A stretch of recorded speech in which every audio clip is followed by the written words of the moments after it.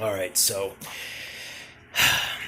last night I started watching Home Run Derby and All-Star games from 2000 and 1999. So I ended up staying up all night, and then I decided to film a video with a couple of my snakes at around 9:30 or 10 in the morning.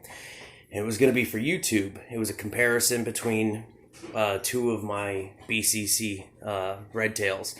And I filmed about 3 10-minute videos, didn't like any of them. So came in probably around 11 o'clock or so, stayed up till about noon, set an alarm for 7 o'clock at night so I wouldn't sleep all night, shut it off when it went off, and then woke up at 2 in the morning. So here we are. She has pretty much been sitting here since about 3 a.m. It's about 5:30 right now. Now she's going to go into there, which leads her pretty much up above this cubby. And she likes hiding in there. But she's been out and about for the past 3.5 or 4 hours, soaking and stretching out. I just changed her water out yesterday, but she's getting big, man. I mean, she's still only about 6'7" or 6'8", but you know, I feed them more frequent during the summer and then fast during the winter. So I think that when she gets fed more often during the winter, which is not going to be a crazy amount, it's only going to be a large rat every 3 weeks instead of every 4. But I think we're going to see a large growth spurt from her there. I think she's definitely going to hit 8 feet by the end of this year and probably 10 by the end of next year. And then we'll see. Usually from what I've heard from talking to people is, you know, once they hit around, 13 feet or so, they start slowing up significantly. And then it might take another 5 years for them to grow another foot. So her mom is about 10 years old, and she's somewhere around 14 feet and 100 pounds. So she's real healthy, muscular, not overfed and obese, which is, a common problem with these guys because obviously they're heavy-bodied snakes. So people don't take into account that they can get overweight. So I'm real careful with her feeding. But she's growing amazing. Her body is perfect and beautiful. And I'm biased. I'm going to try to get a closer shot so it's going to get a little louder. But when I got her last March, 2019, she was roughly 52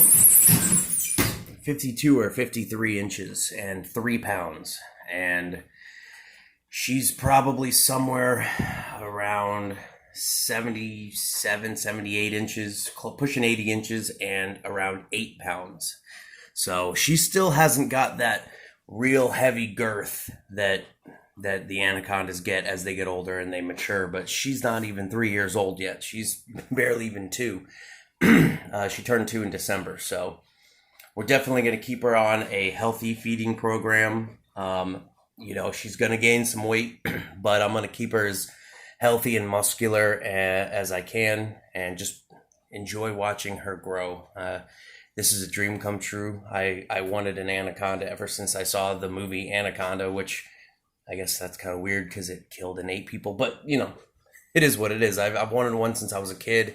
My first trip into a pet store to go look at boas was when I was probably 11. My mom took me in there. I was in either 5th or 6th grade, but she took me in to look at some boas, and they had a yellow anaconda there. And I remember that the pet store that I went in was called Pet Bazaar, next to Blockbuster, rest in peace.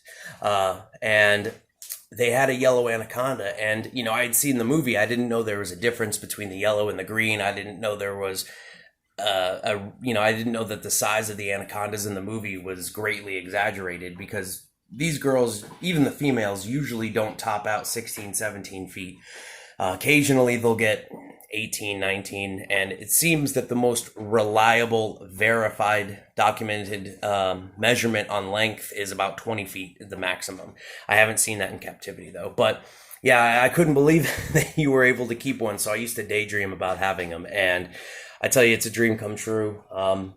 This cage is also something I've wanted my entire life. I've always wanted something just massive and beautiful like this. And this is not the end as far as enclosures for this girl. I'm planning on keeping her in here for probably another 6 or 7 years, depending on how fast she grows. And then once I buy a new house, I'm hoping to have a custom enclosure built for her, either 16 feet by 12 feet or 18 feet by 10 feet with a massive pool. I'm looking for a pool that's at least 3 or 4 feet deep with fish. You know, you can make them so they're self-sustaining. They filter themselves out despite, you know, waste and stuff. You can have filters and all that kind of stuff to keep it going. So that's the goal.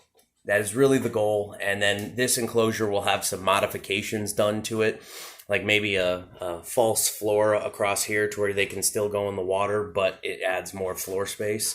And I'll probably put a different species in there. So looks like she's going to hide for a little bit. I turned the light back on so I could get a nice shot of her. She's very, very active at night.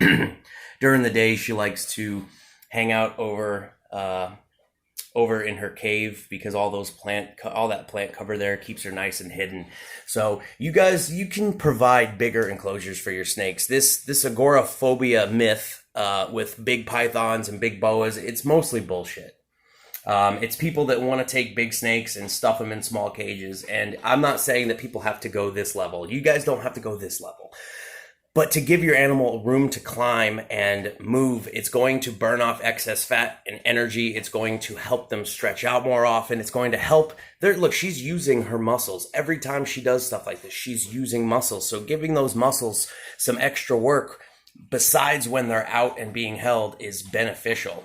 It helps them from becoming obese, especially if you know the biology of the animals and the digestion and all that stuff. So guys, I really am promoting bigger enclosures. You know, these people that are stuffing 14-foot snakes in 5-foot enclosures, 6-foot, it's just not right. And, you know, I've seen zoo after zoo after zoo that gives pythons, anacondas, boas, these huge enclosures, and no one ever says, oh my gosh, zoo, you're gonna torture them with all that space. No one ever says that. It's only the people in the hobby that want to perpetuate this bullshit that that more room is bad. If you give the animals proper cover, proper plant cover, places to feel secure, and your husbandry is on point, in most situations, they're going to thrive. They're not going to negatively be affected by that. So forget that myth. It's bull. I mean, I worked at a reptile zoo, reptile rescue for years when I was in college, and we always had big enclosures for the animals. So, guys, spread the word of positivity for bigger enclosures for the animals. I've never seen a hobby in my life where people prefer to put their animals in the smallest place possible. I don't like it, and I don't agree with it, and I don't know any expert in the field that does either. So, guys, promote bigger enclosures. If you think I deserve it, hit me with a like, a subscribe. You guys want to share my video, please feel free to share my link. And if you have any questions, as always, ask me in the comment section below, and I'll be happy to answer them. All right, everyone be safe and have a great night.